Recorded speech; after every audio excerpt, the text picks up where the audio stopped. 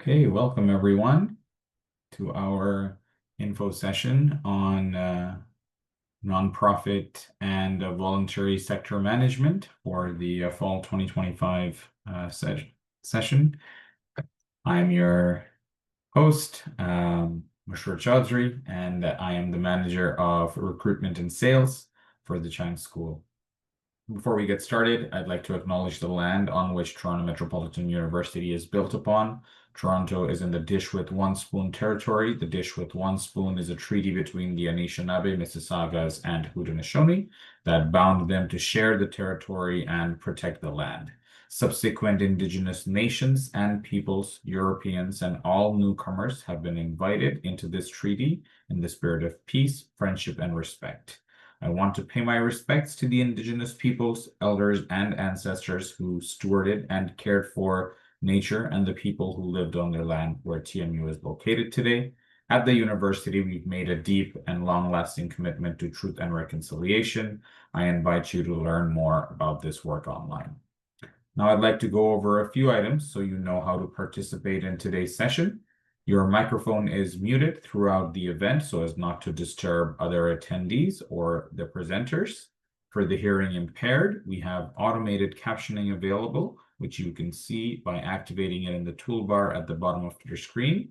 You can submit your questions to our presenters and speakers by typing your question into the question box of the control panel. And you can send in your questions anytime during the session. We'll answer them towards the end after the presentation. So now I'll introduce our speakers for today. First, we have Junie Facey, Academic Coordinator for the Nonprofit Certificate, and Ben Liatsky, who's a course instructor for the certificate at the Chang School. Welcome all. And before I invite Junie to actually present the certificate, we want to do a quick temperature check of the room and see how you're doing.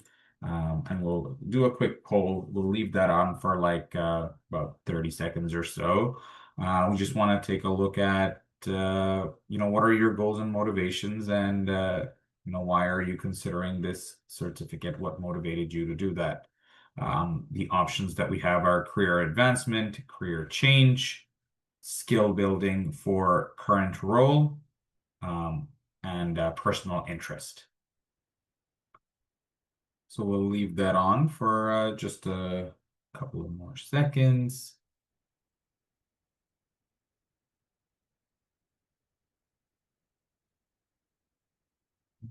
Awesome. So we will end the poll now. And as you can see, career advancement and career change, the leading motivators, skill building for current role is also right behind, and personal interest. So that is very consistent with what we've been seeing in the other info sessions as well. And thank you for providing us that feedback. So now I'll invite Junie Facey to provide a brief overview of the certificate. Welcome, Junie. Thank you, Mashur, and greetings, everyone. My name is Junie Facey. As Mashur introduced myself to you, I've been an instructor with TMU in the Chang School with this nonprofit and voluntary sector management certificate program for 14 years. And I've been working in the nonprofit sector for almost 30 years, and most recently in the role of academic coordinator since the fall of last year. My post-secondary education also begins with courses at the Chang School, and it eventually led to my undergraduate at this university. I love TMU. So this program, our nonprofit and voluntary sector management program, was the first interdisciplinary program of this topic area in Canada, and it was launched in 1998. We have 8 courses, 4 are required and 4 are electives. It can be completed in as little as 8 months to a maximum of 5 years, and we do offer it completely online with a few options at times for a hybrid format, which includes mostly online and some in-person days on a full Saturday. Next slide, please. Some of the trends and emerging opportunities that we see include that Canada's nonprofits operate both locally and globally. The charitable sector is the largest in North America and second largest in the world to the Netherlands. It contributes about 151 billion to Canada's GDP each year, which is more than finance, gas, and oil industries.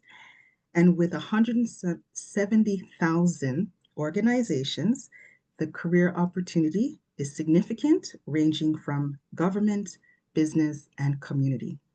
Next slide, please. Who should take this program? So based on the poll that we completed, this is you. Individuals who are already in the sector as well, or individuals who want to make an impact, like emerging leaders, emerging founders of organizations in the nonprofit, people transitioning in their careers, undergraduates, people from the for-profits or public sectors, and anyone who just wants to learn about the nonprofit sector and how to effectively lead in it. Next slide. Please.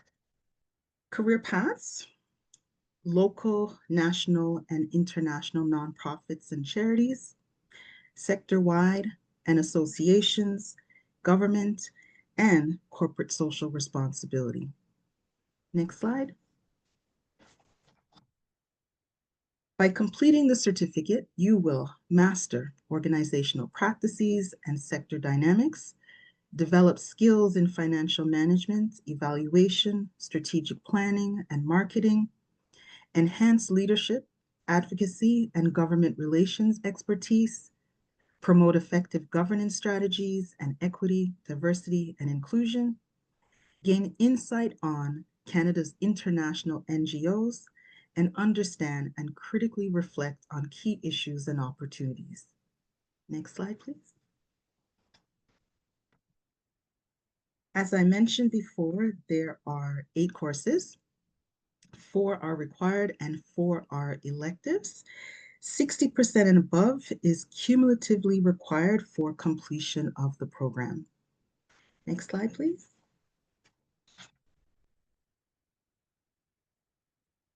900, 901, 902, and 920 are our 4 required courses, and the rest are electives. We want you to start with 900, which is understanding the nonprofit sector, 901, effective nonprofit organizations, and then within this grouping, you can take in any order 902, evaluation of nonprofits, 910, strategic planning, 911, advocacy and government relations, 912, marketing, 913, leadership, 914, diversity, 915, financial management, 916, nonprofits on the global stage, and we'd like you to end the program with 920, which is critical issues in nonprofits. Next slide, please. Thank you for letting me share a little bit about the program. Monsieur, back to you. Thank you so much for sharing that overview, Junie. It really gives us a nice comprehensive overview of the certificate and how we can take that first step. Now it's my pleasure to introduce Ben Liatsky, course instructor at the Chang School and program manager at the Counseling Foundation of Canada. He's also a research consultant at Taylor Newberry Consulting. And brings a lot of experience with us here in our panel. Welcome, Ben. Thanks, Monsieur, and nice to be here today to talk to you. So yeah, as Monsieur outlined, I've been in and around the nonprofit sector in a variety of different ways. I started my career in the sector 16 years ago.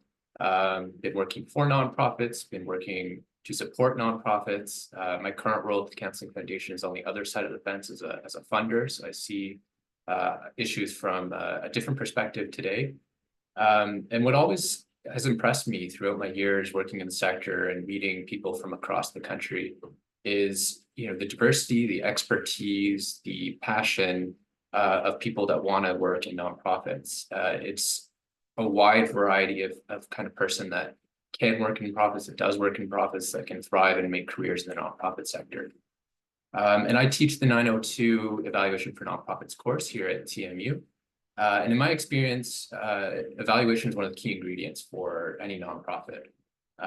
It's something that I love and I'm passionate about. I think it cuts across nonprofits in terms of the type of hats that you wear. If you're part of an evaluation project or manning an evaluation project, it's not just about number crunching, it's about engaging with community, it's about connecting with other members of your organization or team. It involves communication, it can link to fundraising. So there's lots of skills that you develop through learning about evaluation that will serve you well in your career. And I'd like to give you 3 kind of examples quickly of how evaluation can show up for different types of organizations. So let's say you're working on the front lines for an employment sector organization that's providing job training, you're supporting newcomers to enter the workforce. And you're wondering, what's going to make that newcomer show up for their next session? Well, evaluation can help understand like what's going on, what's going to really motivate the newcomer to get the best use out of your program. And it helps you as a staff person figure out what adjustments you need to make to your program to make it most valuable. The second example, let's say you're a fundraiser and you're trying to raise money for an arts camp that serves underprivileged young people to have fun and learn about different art form in a camp. While evaluation can help justify all the success that's happening and raise more funding for that camp. And a third example, let's say you're a senior member of an organization or you're a board member at a food bank, and you're trying to answer some important questions about whether or not that program that you've been running for years should continue, should adapt, should grow. Evaluation helps to generate data to help answer that question. So whatever the case may be, evaluation is really a tool to help nonprofits answer important questions that ultimately contribute to stronger organizations. It's very much a people-focused activity. That's one of the things that I love about evaluation. So it helps to bring people together to really talk about those important issues. And it's also something anyone can do. And I think that's the other thing that is important to remember as a starting point. In my class, we've had people who have been executive directors, but we've also had people who are very new to the sector. And the entry point is the same. Evaluation is something that I think we all have experience doing in different contexts in our lives. The example I always like to give is, you can imagine going to a grocery store and you're looking to buy some cookies and you're walking down the aisle and you see 5 different boxes of cookies, and you probably very quickly, do some analysis and evaluating of your own about which cookie you're going to buy. And, maybe it's about values of the company that you're buying from. Maybe it's about, some health factors for which cookie, maybe is healthier. Maybe it's about flavor, which one tastes better.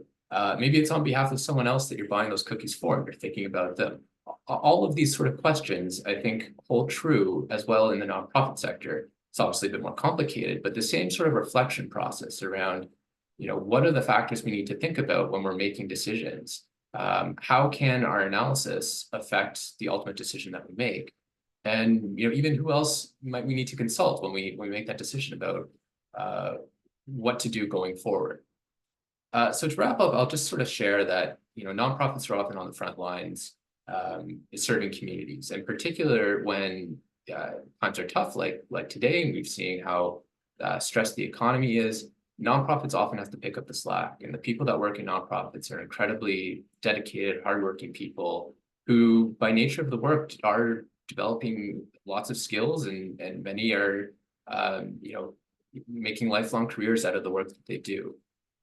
So I sometimes think that it's easy to forget about the work that nonprofits do in the broader scheme of the news that we read about, but they're very much key to a successful and functioning and healthy society. So I highly encourage you to think about what a career in the nonprofit sector can look like for yourself. and also to think about how evaluation is a key to that story. So thanks very much. I love that. Thank you so much, Ben. I really like the fact that you know it's for everybody, right? So you know that's something that we want to always convey to our learners here at the Chang School, not just for this certificate, but for any certificate. And the examples that you shared were also very insightful. So thank you for doing that. So now it's I guess we are ready to take some questions. That's the end of our presentation portion. And yeah, everybody, you can go ahead and put in your questions. I see we already have a few questions in here. First one is, you know, for someone working full-time, is it manageable, right? Is it something that that can be done easily and manageable? And I know Camille, who's our client services representative on the call as well, she's put in a great answer there, which is most of our adult learners are working either full or part-time, typically 1 to 3 courses per term with us. But it also depends on, you know, what the schedules look like, as not every course is necessarily offered at every time. So the best course of action would be to check with the individual course websites and see which one is. But in terms of load, if you're working full time, I would say not more than 1 or 2 courses maximum. We recommend 1 course per semester if you're working full time, because it is a commitment. But if you're not working full time, you can take a couple of more courses. Okay, so next question is, does the program include any training in digital skills or design, since many nonprofit jobs now require them? So I don't know if Junie or Ben wants to take that one. This is actually an area, so absolutely correct. This is an area that we've recognized, and our program advisory committee has given us that advice as well. So that would be an area for us to further develop in the offerings of the program. So not there yet. Not there yet, but we're working on it. Yeah. Okay, next question is,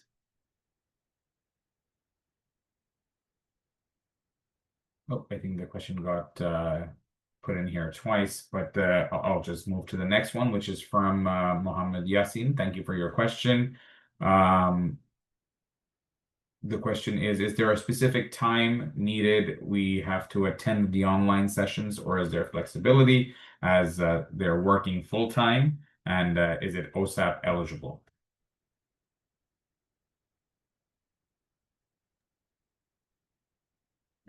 So I'll answer the last part. Yes, OSAP eligible, and we've made sure that we've maintained that. Sometimes people ask, can we take courses that are not listed?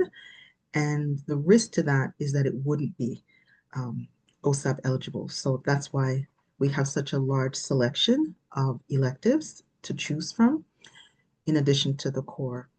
I think the other part was, if there's a Flexibility. specific time. Yeah. Because our courses are offered online, they are offered flexibly. The only thing is, if we offer the course as a hybrid, and I had mentioned earlier, that's when it's mostly online, but there are 3 dedicated full day Saturdays. Those courses, those 3 full day Saturdays are required attendance, but you would know in advance in registering for that course what those Saturdays are, and whether or not you wanted to take it in a hybrid format or wait for another term and take it fully online. Perfect. We do have another question regarding the hybrid. So I think the question is, are all the courses online, or is there some in-person courses as well? So if you could just maybe expand just a little bit more on the hybrid portion. I think there's 3 courses that we offer potentially hybrid. Ben, is one of them yours? Yeah, in the fall it's fully online. In the spring, summer, it's a hybrid. Mm-hmm. And I believe the financial management might be the other one. Not recalling what the third one is, but again, we normally rotate the schedule so that if someone is not interested in fully online, or if they are interested in the hybrid, which has those three in-persons, if it's not available this term, it would be available in that format the term after.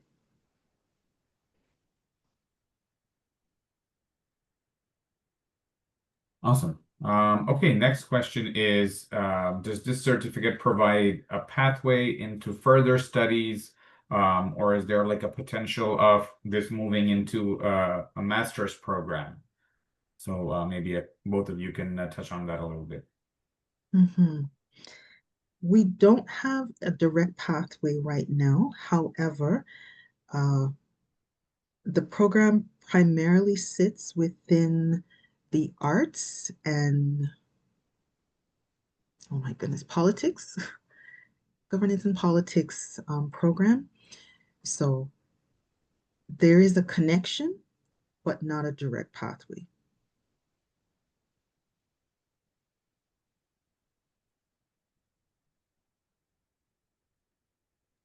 Awesome. Ben, would you like to add anything to that, or that's good? I don't have any insight on the process to transition to masters, so I'll leave it there. Okay, so the next question is, how does the certificate support student in finding, nonprofit jobs or opportunities, or even networking and career services? So I'll start with our instructors, our leaders working in the nonprofit sector. So they bring that industry lived experience into the classroom. And the program attracts students who are early in their careers in the nonprofit or ready to make a change.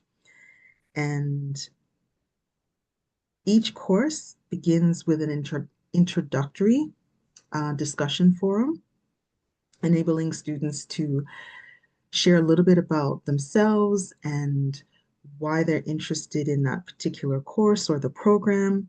And this may offer an opportunity for networking and connecting. We also offer networking events as well as these information sessions, but our networking events are open to industry professionals, current students, as well as alumni. Was there more to that question that I need to respond to? No, I think that was good. Any other recommendations? Maybe, I don't know, Ben, you can touch on that a little bit. If you are looking for nonprofit opportunities, even volunteer opportunities, what would be a good first step to take? Yeah, there's lots of opportunity. To back up a little bit, I will say that in the evaluation course, one of the things that I love is you have a network in the class. Like there are people who are working actively in nonprofits. There are people who are it's the first time, even thinking about going into the nonprofit sector. And you have that exchange because of the way the course is set up for people to share their experience, to support one another, to answer questions in a very real way. That's one of the things that I love about this whole program, not just the evaluation course. So I think that's a real strength of the program. I'll also say, more broadly speaking, that in my time, and I'm sure Judy can probably agree with this, the sector's become more professional as the years have gone on. There's a hunger. Judy shared the stats about how many people work in nonprofits. So there's a hunger for people that are increasingly, skilled and qualified in a variety of different ways. And there aren't that many programs out there that help to support people who want to get into the nonprofit sector. So this program is one that is recognized increasingly so by nonprofit organizations, by funders, by other people around the nonprofit sector. So it does carry some value. To the question just about how to get started or volunteer. What I always say is think about what you're passionate about first. So if there's a cause that you're particularly passionate about, start there. Do a little research on, if it's something in your neighborhood that you want to get involved in. Do some Googling about some organizations in your neighborhood. You'd be surprised how many nonprofits there are in every neighborhood. There are organizations like Volunteer Toronto, if you're in Toronto, that is sort of like a hub for volunteer positions. There are also sort of sector-specific or subsector specific volunteer positions. So if you're interested in working in the environment, there's environmental job boards, so an environmental volunteer board. So I think it's vast. I don't want to take up all the time to go into the various numbers of job boards and volunteer boards and positions. But I think starting with what you're interested in is where I would advise you to begin. Very well said. Thank you. Thanks for sharing that. Okay, so looks like we just have one more question that's open right now. Oh, okay. Maybe we can touch on that a little bit later. We have one question about, I would like to have a little bit more clarity on the hybrid session. How many core and electives in total? And out of that, how many will be hybrid? So I know we did go over that a couple of times, but I think some of our learners want a little bit more clarity. And because I'm not remembering off the top of my head which ones, I would Yeah, we can suggest, definitely email them with yeah, details. But like you said, right, there's 3 out of the 4 courses that have a hybrid option. not, yes, 3 out of the, not the 4, but 3 out of Yeah, all of the courses. Yeah. yeah. Okay, got it. And do you know if any of those are core courses or are they all electives? Well, the I one that believe one of them is, but I believe one of them is. Gotcha. Okay. So Hishani, we will definitely reach out to you with a little bit more of a clear answer of the hybrid session and which ones are core and which ones are electives. But thank you for that question. Mhm. So yeah, moving on to the next one, which I was about to start is, does this certificate include any courses that touch on AI and its use in the industry? And I know it's a hot topic, so maybe both of you can share what you think of the impact of AI. I know that's something that everybody's curious about.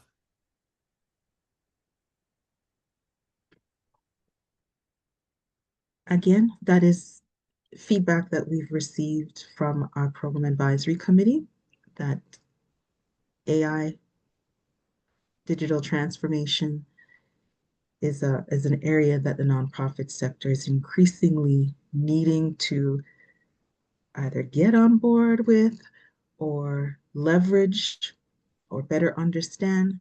And so that is definitely an area we've prioritized as something we should be looking at. We're not sure yet if it will be a standalone course or if it's something that we can incorporate into existing courses. But those are the conversations happening right now, as in like last week. Yeah, I'll just add for the evaluation course, it's very timely. Like every sector, AI is sort of upending conversations around how we do things. And one of the things that I'm excited about for this edition is I've added a little bit of content around how the evaluation community is thinking about AI. And it's everything from how to use tools to ask different types of questions that you want to get feedback on, to making it easier to synthesize data, to changing the way we communicate evaluation results in a way that's quicker and easier and kind of cool. So it's something that has really changed even since the last year in the sector. As I saw some data that only 5% of nonprofits around that number had considered AI in their operations. So it's very much growing in the nonprofit sector as it is growing in all sectors, but it's still early days. So in the evaluation course, it's going to be part of the conversation that I want to have with students around how best to use tools like ChatGPT to think of it as like a friend or assistant to get feedback on ideas for designing an evaluation framework or considering different types of methods that you might choose to use to do an evaluation. It's a great tool to sort of ask ideas from, but yeah, I think it's something we'd all learn together. Ben, thank you. And I'll squeeze this in because we want to use AI to support the work, but we're also mindful of the potential for academic integrity issues. So we're trying to find that balance as well as an organization, as an institution. How do we support AI usage for our learners in the programs and ensure that we can still have integrity in the learning and what's submitted by students. I love that. Thank you for rounding that up with that comment, Jimmy. Okay, so it looks like we don't have any more open questions right now.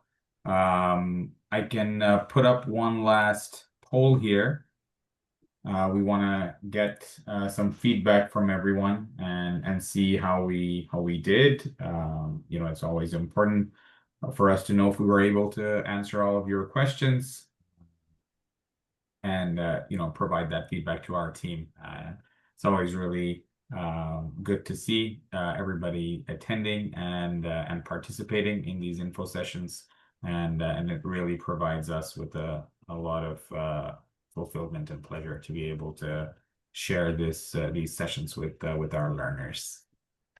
Okay, so we will end that poll really soon, but any last words before we log off a little early on our session today, because I don't think we have any other open questions.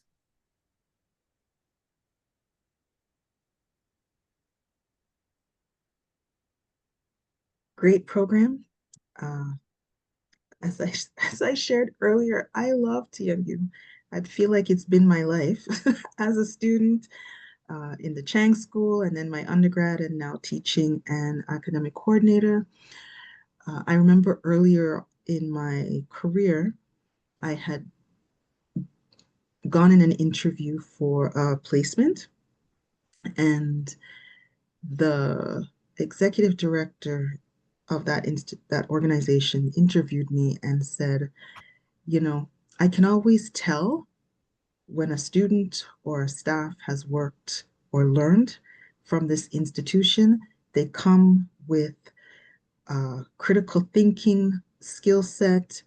They come with very current knowledge, and they are able to operate within this environment in a way that is confident and in a way that, as an organization, we feel proud to have them as a member of our team.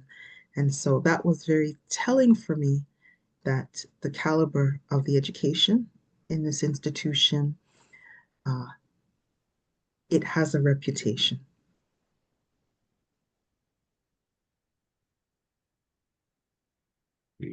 No, thank you. Thanks for sharing that.